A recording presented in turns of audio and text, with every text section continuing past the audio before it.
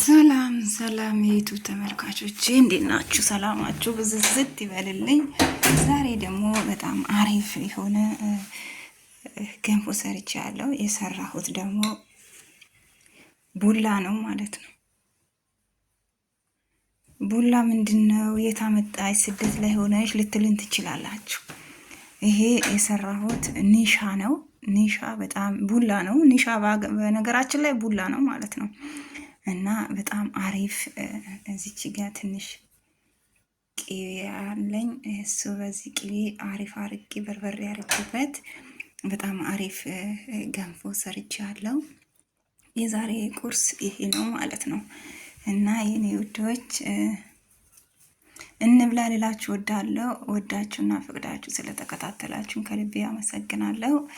ላይክ ሼር እንድታረጉኝ በአክብሮት ጠይቃለሁ። እንደዚህ የሚያምር በጣም የሚያምር እንደዚህ ቁርስ ሰርታችሁ እንድትበሉ ጠይቃለሁ። በአክብሮት ብሉ ሰርታችሁ ጠዋት ጠዋት። አንዳንዴ ያው ሰዎቻችሁ ካሌሉ የሚመቻችሁ ከሆነ ለራሳችን መጠገኛ ማለት ነው እንደዚህ ብናረግ የተሻለ ለራሳችን ጥሩ ነው ብዬ አስባለሁ። ሁሌም የነሱ ቁርስ ህብዝ ነው።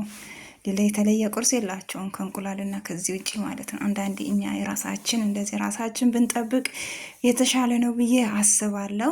እውነቱን ለመናገር እኔ በፊት ምንም ለራሴ እንኳን ቁርስ ለመብላት ተውና እንኳን እንደዚህ ለራሴ ሰርቼ ለራሴ አስቤ ለመብላት ተውና 12 ሰዓት ላይ ነበር ቁርስ መበላ፣ ምሳ ሰዓት ቁርስ ነበር መበላ ማለት ነው። አሁን ግን 3 ሰዓት ሲሆን ቁርስ ያለችኝ ነገር በልቼ ወደ ስራዬ እገባለሁ ማለት ነው። እና ሁላችሁም ራሳችሁን ሳትጎዱ እንደዚህ ቁርሳችሁ እየበላችሁ ውሃችሁ እየጠጣችሁ ብትሰሩ ቅድሚያ ለራሳችሁ ብታረጉ የተሻለ ነው ብዬ ተስፋ አረጋለሁ። ደግሞ እንደምታረጉ ተስፋ አረጋለሁ። እና ቅድሚያ የነሱ ስራ መቼም ማልቅ ሳይሆን መቼም አያልቅም። እነሱ ብትሰሩ 24 ሰዓት ቆማችሁ ብትሰሩ አያልቅም። ግን ቅድሚያ ደግሞ ራሳችሁ መጠበቅ አለባችሁ። ቅድሚያ ብትወድቁ ራሱ የሚያነሳችሁ የለም። ራሳችሁ ቅድሚያ ጠብቁላችኋለሁ። ሰላማችሁ ይብዛ። ላይክ ሼር አድርጉልኝ ብዬ ጠይቃለሁ በአክብሮት። በቀጣይ ቪዲዮ እስከምንገናኝ ድረስ ሰላማችሁ ይብዛ ባይ